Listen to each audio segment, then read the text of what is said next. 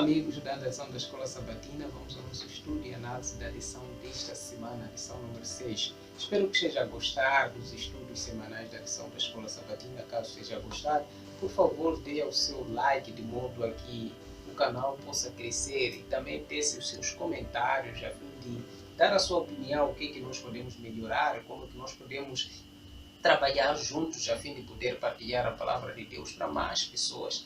Vamos analisar a lição número 6, que tem como título Jesus, o sacerdote fiel. O verso-alvo está em Hebreus capítulo 7, verso 26, eu vou tomar a leitura, diz assim: porque nos convinha um sumo sacerdote como este, santo, inculpável, sem mácula, separado dos pecadores e exaltado acima dos céus. Paulo aqui descreve a característica do nosso Senhor Jesus Cristo, como nós temos vindo aprender. Neste momento, ele está à destra do Pai, intercedendo por toda a humanidade, a favor da raça humana. E nós vamos começar analisando a partir da lição de domingo, que tem como título Sacerdote em favor dos seres humanos. Quem é esse sacerdote em favor dos seres humanos? É o nosso Senhor Jesus Cristo. O autor da lição nos convida a analisarmos a partir dessa lição na base do livro de Hebreus, capítulo 5, versos 1 até 10, na qual ele descreve a competência do sumo sacerdote no santuário terrestre.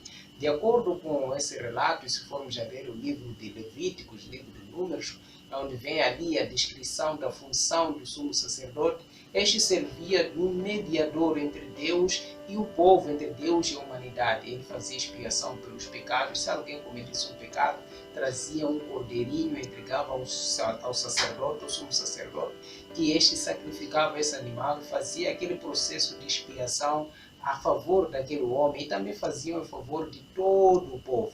Se formos a ver, de acordo com esse livro de Hebreus, capítulo 5, versos 1 até 10, Jesus Cristo apresentava exatamente essas características que um sacerdote terrestre, de acordo com a orientação de Moisés, lá no princípio do povo de Israel.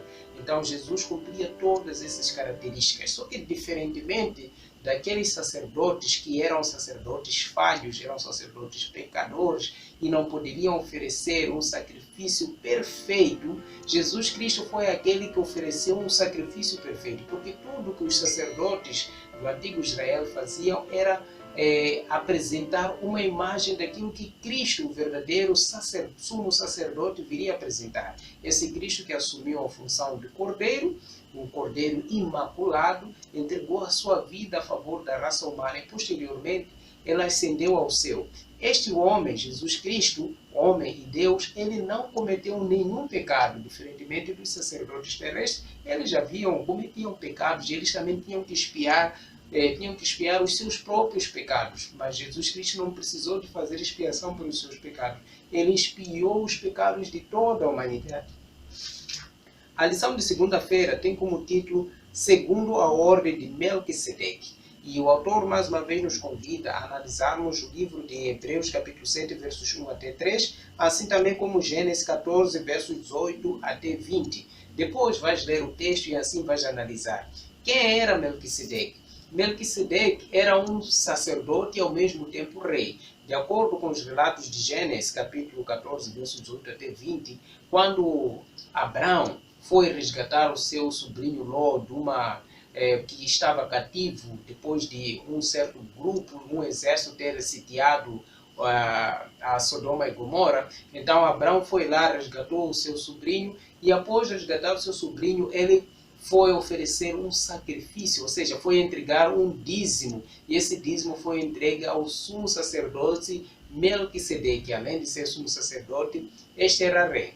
O que nós podemos notar aqui é que não há relato nenhum da origem desse homem, desse Melquisedeque, nem a sua linhagem, nem a sua genealogia, não se sabia exatamente. Portanto, Melquisedeque representava a Cristo naquele momento, mas não era o próprio Cristo como alguns pretendem descrever, mas ele representava uma espécie daquilo que Cristo viria fazer.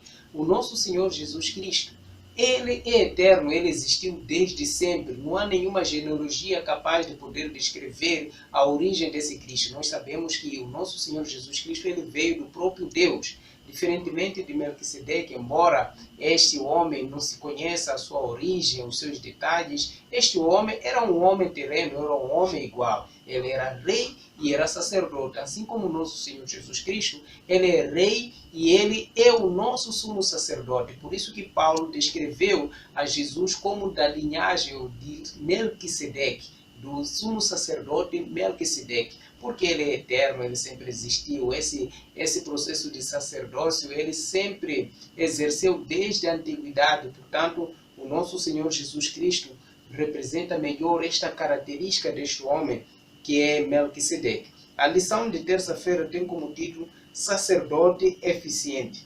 Também nos convida a lermos Hebreus capítulo 7, versos 11 até 16. Esse texto eu vou convidar para que nós possamos ler juntos. Hebreus capítulo 7, nos seus versos 11 até 16. Eu vou abrir aqui a minha Bíblia, no livro de Hebreus, capítulo 7, versos 11 a 16, o qual diz o seguinte: Se, portanto, a perfeição houvera sido mediante o sacerdócio levítico, pois nele baseado o povo recebeu a lei, que necessidade haveria ainda de que se levantasse outro sacerdote segundo a ordem de Melquisedeque e que não fosse contado segundo a ordem de Arão? Pois quando se muda o sacerdócio, necessariamente há também mudança da lei, porque aquele de quem são ditas essas coisas pertence a outra tribo, da qual ninguém prestou serviço ao altar. 14. Pois é evidente que o nosso Senhor procedeu de Judá, a tribo a qual Moisés nunca atribuiu sacerdote. Isto é ainda muito mais evidente quando a semelhança de Melquisedeque se levanta outro sacerdote. 16. Constituído não conforme a lei do mandamento carnal, mas segundo o poder de vida indissolúvel.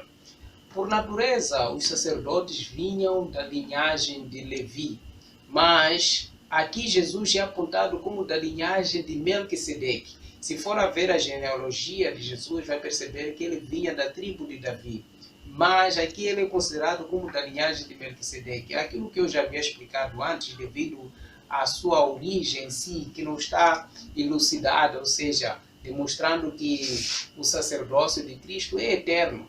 Portanto, não há como descrever. E esse sacerdote de Cristo é muito maior do que o sacerdócio que era feito pelos sacerdotes terrestres. Pois tudo o que eles faziam representava aquilo que Cristo viria a fazer. Aqui fala do sacerdote eficiente. Eficiente por quê? Porque o nosso Senhor Jesus Cristo fez um trabalho eficiente. E ele faz um trabalho eficiente até hoje. Diferentemente dos sacerdotes passados, e que eles tinham defeitos. Os seus sacrifícios não podiam, na verdade, expiar os pecados da humanidade. Era um símbolo daquilo que Cristo iria fazer. Aquele animal que era sacrificado, nenhum animal poderia tomar o lugar de uma vida humana, mas somente uma vida humana poderia tomar o lugar de uma outra vida humana. Foi por isso que Jesus Cristo veio aqui na terra a fim de morrer pelos nossos pecados. Por isso que o trabalho, o sacerdócio que Cristo fez, está fazendo por nós até hoje, é o sacerdócio mais eficiente.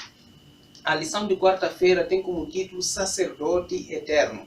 E nos volta novamente a Hebreus capítulo 7, verso 16, na qual diz: constituído não conforme a lei de mandamento carnal, mas segundo o poder da vida indissolúvel. É o que diz. Jesus se tornou o sacerdote eterno, não porque ele antes não era alguma coisa ou porque não tinha poder nenhum, não, mas porque a partir desse momento que ele assumiu esse sacerdócio concedido pelo Pai, para sempre será o nosso sumo sacerdote. Por isso que neste momento ele está à destra do Pai intercedendo por nós. Aqui nesta lição, eu gostaria que nós pudéssemos ler também Hebreus capítulo 7, versos 22, que diz assim: por isso mesmo Jesus se tem tornado fiador de superior aliança.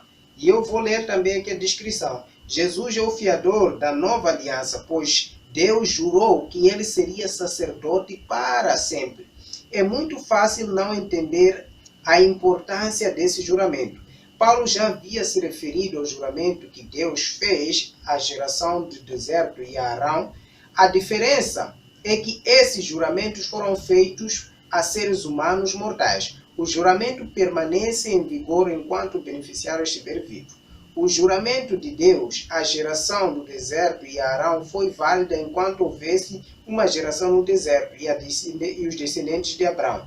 No caso do juramento ao filho, entretanto, cuja vida é indestrutível, será válido para sempre. O fiador do outrem estava sujeito às mesmas penas que a pessoa a quem ele afiançava, incluindo a morte. O Pai estabeleceu Jesus como garantia de que ele não deixará de cumprir as suas promessas. Por isso, podemos ter a certeza da salvação que recebemos em Cristo Jesus. Nós podemos ter essa segurança que Ele é o nosso mediador para todo sempre. Podemos confiar no nosso Senhor Jesus Cristo, pois Ele está conosco, Ele está intercedendo por nós. O seu amor é maravilhoso, é maior do que qualquer outra coisa a ponto dele dar a sua própria vida. E neste momento ele está intercedendo lá ao lado do Pai por ti e por mim. É uma maravilha saber disso. Por isso precisamos abraçar esse Cristo e nunca desistir da causa dele. Vamos analisar a lição de quinta-feira, que tem como título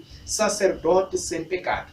De acordo com o próprio verso áureo que nós lemos aqui, que eu vou passar a ler novamente, que está em Hebreus capítulo 7, 26, que diz: com efeito, nos convinha um sumo sacerdote como este, santo, inculpável, sem mácula, separado dos pecadores e feito mais alto do que os céus.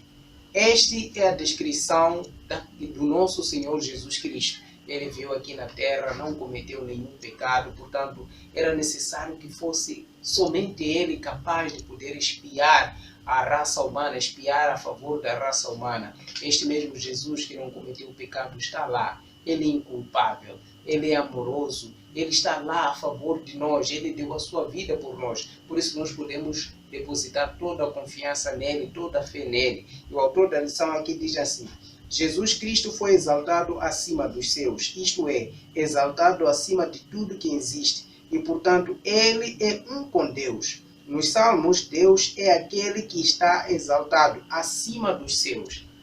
Que maravilha saber disso! Portanto, Deus e o seu Filho Jesus Cristo têm trabalhado ao longo de gerações, ao longo de séculos, ao longo de milênios, a favor desta raça humana, a favor de ti, a favor de mim.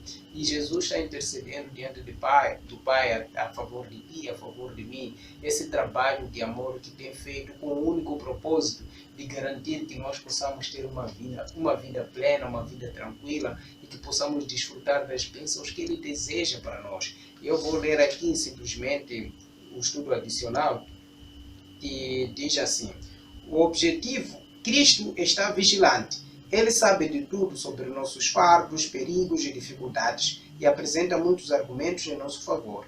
Ele adapta suas intercessões às necessidades de cada pessoa, como fez no caso de Pedro. Nosso advogado enche a boca de argumentos para ensinar os que são seus e que estão sendo provados e tentados e se preparem contra as tentações de Satanás. Ele interpreta todo o movimento do inimigo e conduz os acontecimentos. Livro Comentários Bíblicos Adventistas do Sétimo Dia, páginas 1036 e 1037. Assim também como carta 90, 1906. Esse foi o nosso estudo da lição desta semana. Continue estudando, vai analisando a lição e qualquer dúvida vai colocando ali nos comentários, vai fazer as questões e também dando o seu contributo. Que Deus te abençoe.